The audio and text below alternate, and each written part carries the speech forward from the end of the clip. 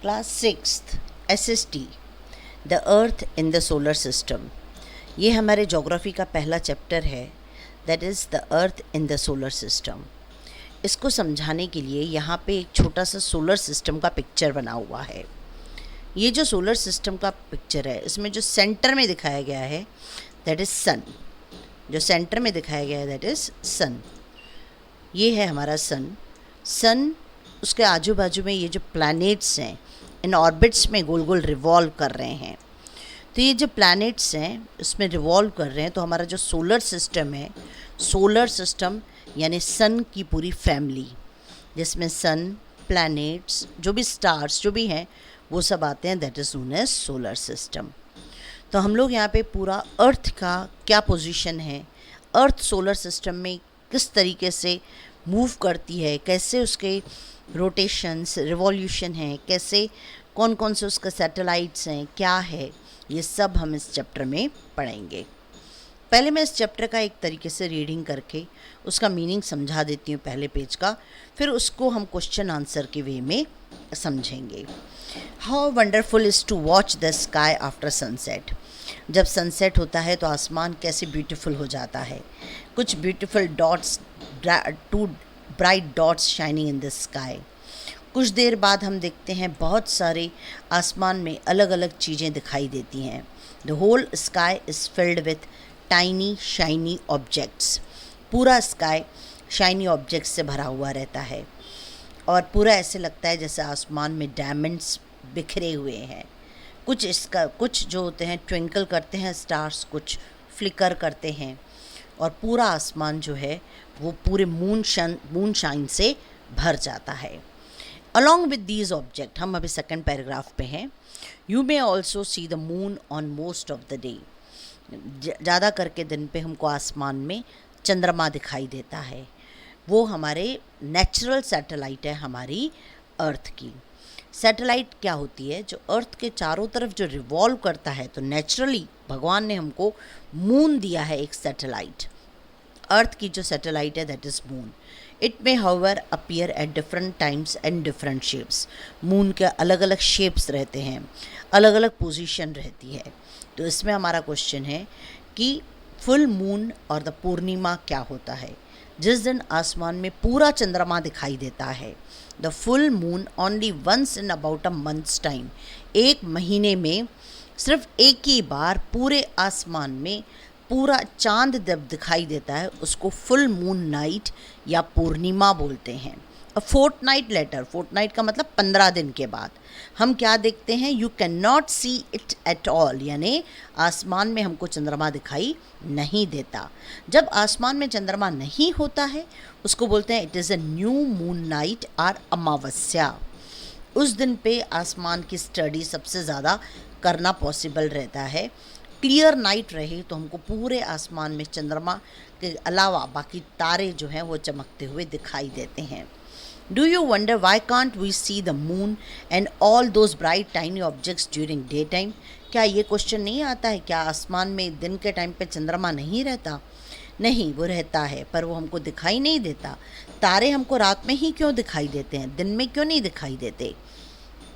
क्या ये क्वेश्चंस नहीं आते तुम्हारे दिमाग में? तो उसका आंसर है because the very bright light of the sun does not allow us to see all these bright objects of the night sky. आसमान में जब दिन में सूरज चमकता है तो उसकी रोशनी इतनी तेज होती है कि दूसरे कोई ऑब्जेक्ट जो आसमान में है वो हमको दिख पाना पॉसिबल नहीं होता है। डू यू वंडर, ये वाला हमारा पॉइंट हो गया। Now what are celestial bodies? हम बहुत बार वर्ड यूज़ करते हैं celestial bodies. The sun, the moon and all those object shining in the night sky are called celestial bodies. आसमान में जो सूरज है, जो चंद्रमा है, इसके अलावा जो भी ऑब्जेक्ट चमकते हैं रात में स्काई में, उन सबको हम सेलेस्टियल बॉडीज़ बोलते हैं। कुछ सेलेस्टियल बॉडीज़ काफ़ी बड़ी होती हैं, हॉट होती हैं, और वो बनी हुई रहती हैं गैसेस से, और वो अपनी हीट और लाइट को इमिट कर पाती हैं। इमिट करती हैं यानी प्रोड्यूस करती हैं, उनकी अपनी हीट और लाइट होती है, that too in the large amount. जो चीज़ें खुद चमकती हैं, जिनके पास खुद की चमकने के लिए लाइट होती है, उसको हम बोलते हैं stars. The sun is a star. Countless twinkling stars in the night sky are similar to the sun. जैसे सन है वो भी एक स्टार है, वैसे ही आसमान में जो तारे चमकते हैं वो भी स्टार्स हैं। पर क्या हम उनकी हीट और लाइट को फील कर सकते हैं? नहीं। क्यों नहीं फील कर सकते? क्योंकि वो बहुत छोटे हैं। नहीं, वो बहुत छोटे नहीं है, वो बहुत छोटे दिखाई देते हैं। वो बहुत छोटे क्यों दिखाई देते हैं? क्योंकि वो हमसे बहुत बहुत बहुत ज़्यादा दूर हैं। इतना ज़्यादा दूर हैं कि उनकी पूरी लाइट हम तक के आना पॉसिबल नहीं है, लेकिन उनकी फिर भी कुछ फ्रैक्शन ऑफ लाइट जो है वो हमारे आसमान में दिखाई देती है। वेयरएज़ जो सन भी है वो स्टार है, पर उसकी लाइट जो है वो हमारे पास होने की वजह से उसकी रोशनी, तेज़ रोशनी हम तक के आती है। और अगर इससे ज़्यादा वो सामने होता तो शायद हम उस लाइट में सर्वाइव ही नहीं कर पाते। जो रात में आसमान में हमें ट्विंकलिंग स्टार्स जो दिखाई देते हैं, दोज आर एक्चुअली काफ़ी बड़े होते हैं।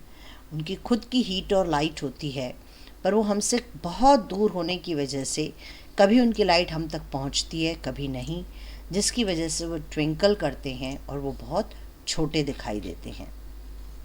इस चीज़ का मैं अगर एग्ज़ाम्पल लेती हूँ तो उसमें हम देखते हैं कि जैसे एरोप्लेन, हम अपने घर में खड़े होकर ऊपर आसमान से उड़ते हुए एरोप्लेन को देखें तो वो कितना छोटा सा होता है, पर क्या एक्चुअली उसकी साइज़ होती छोटी है? नहीं। तो इसलिए जब हम किसी चीज़ को दूर डिस्टेंस से देखते हैं तो वो हमको छोटा दिखाई देता है। While watching the night sky, जब रात को आसमान में देखते हैं, the various patterns formed by different group of stars, आसमान को अगर ध्यान से देखो तो बहुत सारे अलग अलग टाइप की डिज़ाइंस, पैटर्न्स आसमान में दिखाई देते हैं। इन्हें कहते हैं कॉन्स्टिलेशन। तो यहाँ पे क्वेश्चन है, व्हाट आर कॉन्स्टिलेशन? जिसका आंसर है, various patterns formed by different group of stars are called as constellation. Various patterns formed by different groups of stars are called constellation. For example, Ursa Major and Big Bear is one such constellation. The examples of the constellation are Ursa Major and Big Bear. Another example of constellation is Saptarishi. Saptarishi means 7 stars जो हैं एक pattern बनाते हैं, जो कि यहाँ पे photo में आपको दिखाई देगा।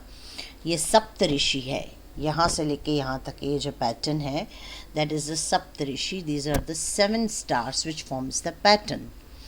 It is a group of 7 stars that forms a Ursa Major constellation.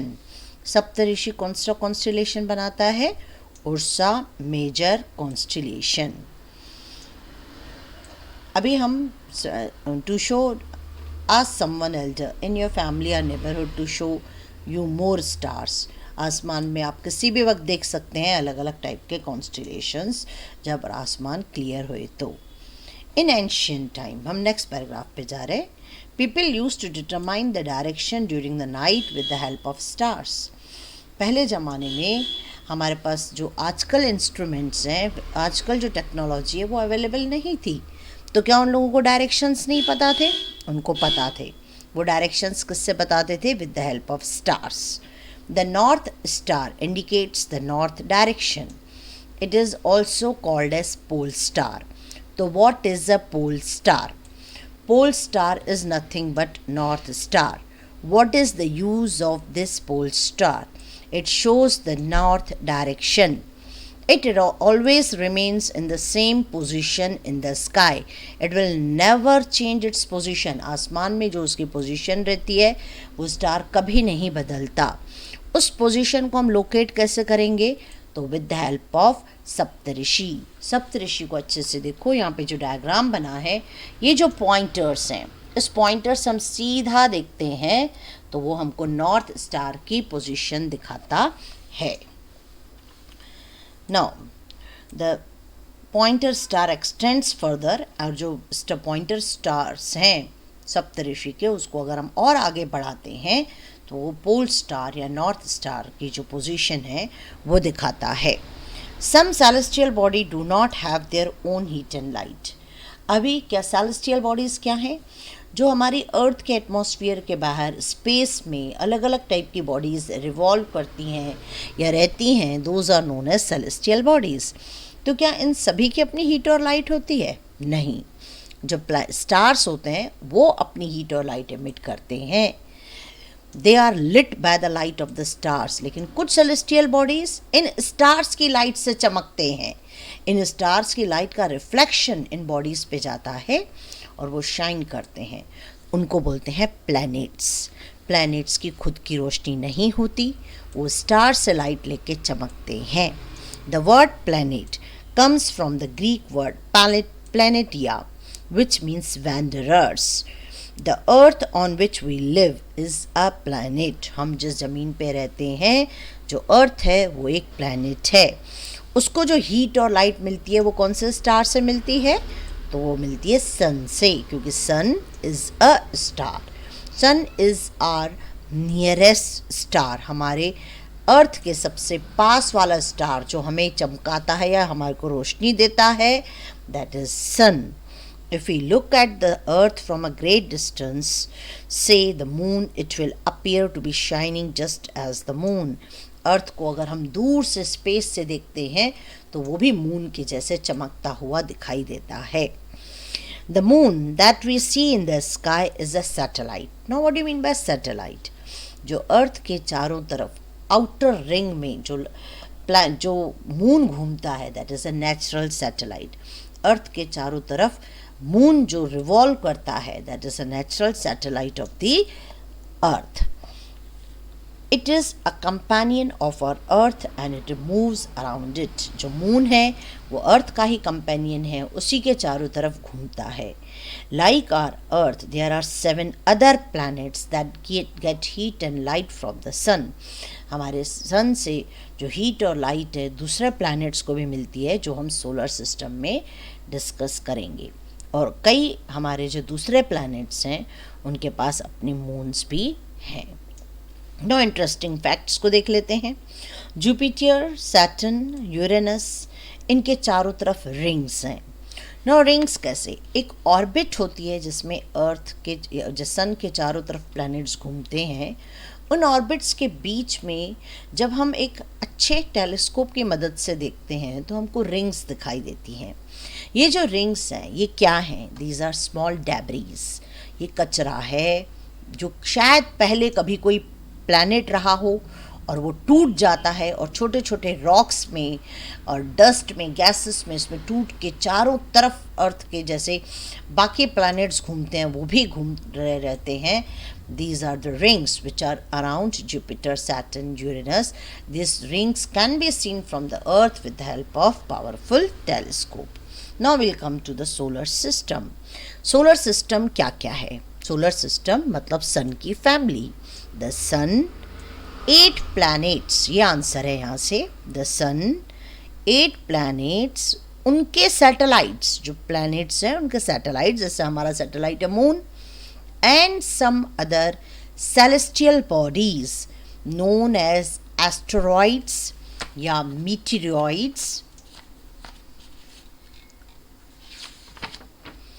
from the solar system, and it is also called the solar family, और जो head है इस फैमिली का that is sun। अब हम पीछे वाले पेज पे डायग्राम को थोड़ा स्टडी कर लेते हैं। यहाँ पे देखिए सन है एक कॉर्नर पे, that is the head of the family. उसके बाद जो पहला प्लैनेट है दैट इज़ मर्क्यूरी। ये जो लाइन दिखाई दे रही है जिस पे मर्क्यूरी रिवॉल्व कर रहा है, that is the orbit of the Mercury. Earth के चारों तरफ मर्क्यूरी को घूमने में 88 डेज लगते हैं और उसकी खुद की स्पिन ऑन एक्सेस करने में 59 डेज। नेक्स्ट इज वीनस, उसके बाद अर्थ, फिर मार्स, फिर asteroid belt, Jupiter, Saturn, Uranus and Neptune. Now इसमें इनर प्लैनेट्स जो हैं that is very close to the sun, ये हैं मर्क्यूरी, वीनस, अर्थ और मार्स। जो अर्थ से बहुत, जो सन से बहुत दूर हैं, those are Jupiter, Saturn, Uranus and Neptune. इसको आउटर प्लैनेट्स बोला जाता है। इसके अलावा यहाँ पे जो सबसे मैक्सिमम नंबर ऑफ मून्स हैं दैट इज सैटर्न के that is around about 53, Uranus के 27, जुपिटर के 53 एंड नेपच्यून के 13। ये जो पूरा यहाँ पे चार्ट दिया है that is quite important. Now एक बार फिर से हम बताएंगे सोलर फैमिली क्या है। Solar family is sun, 8 planets, satellite and other celestial bodies along with asteroids, meteoroids and that form the solar system. इसको हम solar family भी बोल सकते हैं and sun is its head. Solar means related to God. Now the sun. The sun is the center of the solar system. Dash is the center of the solar system. Sun.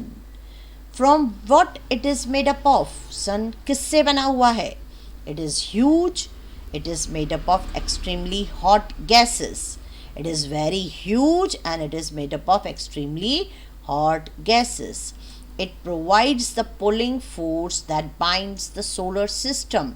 जैसे अर्थ के gravitational force की वजह से हम अर्थ पे रह पाते हैं, वैसे ही सन का भी एक पुलिंग फोर्स होता है जो सभी प्लैनेट्स को ऑर्बिट्स में रिवॉल्व करने में मदद करता है, उसको बांध के रखता है, जिसकी वजह से सारे प्लैनेट्स वहीं पे लगे हुए रहते हैं, वो अपनी जगह बदलते नहीं हैं। हमारे लिए the ultimate source of heat and light for our solar system is what? The sun. Sun जो है हमें सोर्स हीट और लाइट प्रोवाइड करता है, but the tremendous heat is not felt. हमको इतनी ज़्यादा हीट है अगर उसकी, तो हमको उसकी हीट क्यों नहीं फील होती है? क्योंकि हम उससे बहुत दूर सिचुएटेड हैं। The sun is about 150 million kilometres away from the earth. Now next we come to the planets. Planets, तो उसमें हम there are 8 planets in our solar system according to the distance from the sun, यानी sun के सबसे पास जो है वो हमने पहले लिखा है और सन से सबसे दूर जो है वो बाद में लिखा हुआ है। That is Mercury, Venus, Earth, Mars, Jupiter, Saturn, Uranus and Neptune. इसको याद रखने के लिए my very efficient mother just served us nuts. My, M for Mercury, very, V for Venus, efficient, E for Earth, M mother, M for Mars, J for Jupiter, S for Saturn, U for Uranus and N for Neptune. All these planets of the solar system move around the sun in the fixed path. उनका जो रास्ता है जिस पे वो गोल घूमते हैं वो फिक्स है, और वो जिस रास्ते पे जिस पे वो गोल गोल घूम रहे हैं that path is elongated, that is not circular. elongated यानी जैसे अंडे का शेप होता है वैसे, और इसलिए इन्हीं elongated path को बोलते हैं ऑर्बिट। सबसे सामने जो है अर्थ के उसका नाम है मर्क्यूरी। उसको 88 डेज लगते हैं अपनी ऑर्बिट पे गोल घूम के सन का चक्कर लगाने में। वीनस के लिए एक वर्ड यूज़ किया जाता है, that is earth's twin. Earth's twin यानी अर्थ का जुड़वा, जुड़वा यानी उसके जैसा दिखने वाला। हम उसको ऐसा क्यों बोलते हैं? क्योंकि वीनस और अर्थ की शेप और साइज एक दूसरे से एकदम सिमिलर है। Hence the Venus is considered as the earth's twin. Venus is considered as a twin because its size and shape are very much similar to the Earth. This is the answer. Venus से लेके अर्थ तक के। Till recently, Pluto को भी एक planet माना जाता था, पर एक मीटिंग हुई इंटरनेशनल एस्ट्रोनॉमिकल यूनियन में जिसमें ये डिसीजन लिया गया कि प्लूटो को लाइक अदर सेलेस्टियल बॉडीज एक सेलेस्टियल बॉडी माना जाएगा, या उसको ड्राफ्ट प्लैनेट बोला जाएगा। ड्राफ्ट प्लैनेट यानी जिसमें उतनी प्रॉपर्टीज़ नहीं होती हैं जितनी नॉर्मली एक प्लैनेट में होनी चाहिए, इसलिए प्लूटो को एक प्लैनेट का दर्जा नहीं दिया गया। Now the third planet is earth. Third nearest planet to the sun जो है that is earth. In size ये 5th लार्जेस्ट है, एक्चुअली साइज में 5वां लार्जेस्ट है। ये पोल पे थोड़ा फ्लैटेंड है और साइड में थोड़ा फैला हुआ है, तो हम इसको बोलते हैं जियोइड शेप। तो its shape is of geoid. Geoid means earth like shape, जिसके आजू बाजू थोड़े ऊपर नीचे थोड़ा दबा हुआ और साइड्स थोड़े फूले हुए, इसको हम बोलते हैं geoid shape. The conditions favourable to support life are probably found only on earth. यानी आज तक के जितना हमने जाना है ज्योग्राफी में, उसमें ऐसा कोई प्लैनेट हम नहीं जानते जहाँ पे ज़िंदगी बसती हो जैसे कि अर्थ में है। क्यों? क्योंकि लाइफ होने के लिए कुछ कंडीशंस चाहिए जो कि सिर्फ अर्थ में एग्जिस्ट करती है। Earth is neither too hot not too cold, न वो ज़्यादा गर्म है न ज़्यादा ठंडी है। इट हैज़ वाटर भी है, उसमें एयर भी है, which are very essential for our survival, जो हमारे ज़िंदा रहने के लिए ज़रूरी है। इसके अलावा air has life supporting gas like oxygen. Because of this the earth is a unique planet in the solar system. ये क्वेश्चन है, the earth is a unique planet in the solar system. इसका पूरा ये answer है जो marked किया हुआ है, condition favourable to support life से लेके it is a unique planet in the solar system. From the outer space, the Earth appear blue. Earth is known as blue planet. Why? ये next question है. Earth is considered as a blue planet. Why? Answer: from the outer space, the Earth appears blue because its 2/3 of the surface is covered with water. क्योंकि उसका 2/3 surface पानी से covered है. Now moon. The Earth has only one satellite. पहला point. Earth has dash satellite 1. Its diameter is only 1/4 of the Earth. Earth का 1/4 है इसका diameter. It appears so big. ये लेकिन दूसरे planet के कंपेयर में बड़ा दिखाई देता है because it is situated nearer than the other planets. It is about 384,400 kilometers away from us. Now distance दूसरे से कंपेयर करो तो समझ में आ जाएगा कि मून जो है वो सबसे पास सिचुएटेड है। Now, next paragraph. The moon moves around the earth in 27 days. Moon को अर्थ के चारों तरफ घूमने में 27 डेज लगते हैं। ये दिन उतने ही हैं। It takes exactly the same time to complete one spin. उसको स्पिन करने में भी उतनी देर लगती है। स्पिन का मतलब होता है अपने चारों तरफ घूमना, यानी खुद के ही चारों तरफ गोल गोल रिवॉल्व होना, दैट इज स्पिन, और अर्थ के चारों तरफ घूमना, दोनों का टाइम सेम है। इसलिए हमारे को मून का हमेशा सिर्फ एक ही बाजू दिखाई देता है। ये भी गिव रीजन है why only the one side of the moon is visible to us. Answer है the moon moves around the earth in about 27 days. It takes exactly the same time to complete one spin. As a result only one side of the moon is visible to us on the earth. Moon के पास क्या condition है वहाँ पे कोई रह पाए? No, the moon does not have condition favourable to life. वहाँ पे माउंटेन्स हैं, प्लेन्स हैं, डिप्रेशंस हैं, पर कंडीशंस नहीं है. यहाँ पे एक बहुत इंपॉर्टेंट क्वेश्चन साइड के बॉक्स में दिया हुआ है, that is what is a satellite. Very important question, this will come in your exam. A satellite is a celestial body that moves around the planet in the same way as the planet move around the sun. जैसे planet सन के चारों तरफ घूमता है, वैसे ही satellite भी अपने planets के चारों तरफ घूमती हैं. ह्यूमन मेड सैटेलाइट कौन सी होती है? जो आर्टिफिशियल सैटेलाइट्स हैं वो ह्यूमन मेड सैटेलाइट्स होती हैं. इसको डिज़ाइन कौन करता है? It is design by scientist. क्यों डिज़ाइन करते हैं? To gather the information about the universe और for communication. What is the objective of designing satellite? ये क्वेश्चन का आंसर है to gather the information about the universe और for communication. It is carried by rocket. लेके जाते हैं. ये rocket का नीचे पिक्चर बना हुआ है. रॉकेट लॉन्च कर रहा है. रॉकेट ये जो पे लेके गया है सैटेलाइट और ऊपर जाके उसे लॉन्च कर देता है. कौन कौन से सैटेलाइट के? Give 2 examples of the artificial satellite. This is always be in your exam. The Indian satellite in the space are INSAT, IRS and EDUSAT. ये उसके एग्जाम्पल्स हैं. इंडियन सैटेलाइट इन स्पेस कौन से हैं? INSAT, IRS and EDUSAT.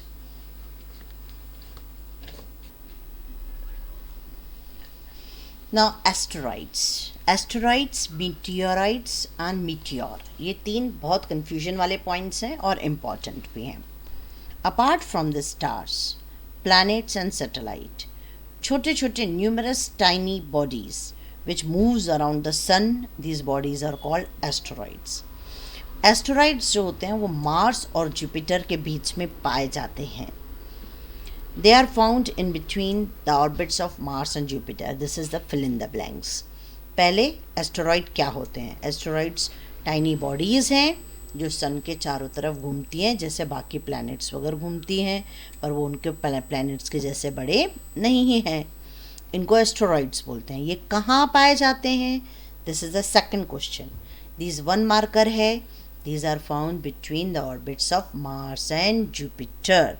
Scientists are the view that the asteroids are the part of the planet which are exploded many years back. कहने का मतलब सन के तरफ घूमने वाले सिर्फ ये 8 प्लैनेट्स नहीं हैं, इसके पहले कुछ और प्लैनेट्स में भी रहे हों, वो because of some reason exploit होकर छोटे छोटे रॉक्स और बड़े बड़े रॉक्स जैसे टुकड़ों में डिवाइड हो गए हैं। Those are called as asteroids. Now second point, meteoroids, the small pieces of rocks which moves around the sun. अब ये एक बेल्ट में घूमते हैं, दिस आर एस्टेरॉइड, पर मीटेरॉइड्स कहीं भी घूमते हैं। ये भी बड़े बड़े पीसेस ऑफ रॉक हैं और ये अपनी ऑर्बिट में घूमते रहते हैं। समटाइम्स से मीटेरॉइड्स होते हैं वो अर्थ के पास आ जाते हैं और वो अर्थ के अंदर आने लगते हैं। ड्यूरिंग दिस प्रोसेस, जैसे ही मीटेरॉइड अर्थ के अंदर आता है तो हवा जो है वो एक फ्रिक्शन कॉज करती है। फ्रिक्शन का मतलब होता है जो उसको अंदर आने ना देना। तो एयर एक फ्रिक्शन कॉज करता है और हमारे एटमॉस्फेयर में ऑक्सीजन है, उस फ्रिक्शन की वजह से वहाँ हीट प्रोड्यूस होती है and that meteoroids got burn, और एक फ्लैश ऑफ लाइट प्रोड्यूस होता है। सम टाइम जब मीटेरॉइड अर्थ के अंदर आ जाता है तो उसको बोलते हैं मीटियोर। मीटेरॉइड यानी जब वो स्पेस में रॉक्स घूम रही हैं तो उसको बोलते हैं मीटेरॉइड्स। पर as soon as the meteoroids enters into that earth's atmosphere तो उसके लिए मीटेरॉइड वर्ड की जगह meteor word is used. Meteor without being completely burn, कई बार वो वहीं जल जाते हैं, जैसे शूटिंग स्टार्स हमको दिखाई देते हैं, वो मीटेरॉइड्स हो सकते हैं, वो जल जाते हैं वहीं पे ही। लेकिन कई बार वो विदाउट बीइंग कंप्लीटली बर्न ज़मीन पे आके गिर जाते हैं और अर्थ में एक बड़ा गड्ढा प्रोड्यूस करते हैं, क्रिएट्स अ हॉलो, और ये जो हॉलो क्रिएट करते हैं उसको क्रैटर बोला जाता है। Now do you see a white broad band like a glowing path? अभी हमारा पता क्या है, हमारा स्पेस में हमारी एड्रेस क्या है, हम उसको बता रहे हैं। हमारी एड्रेस है we are the part of the Milky Way galaxy या आकाश गंगा।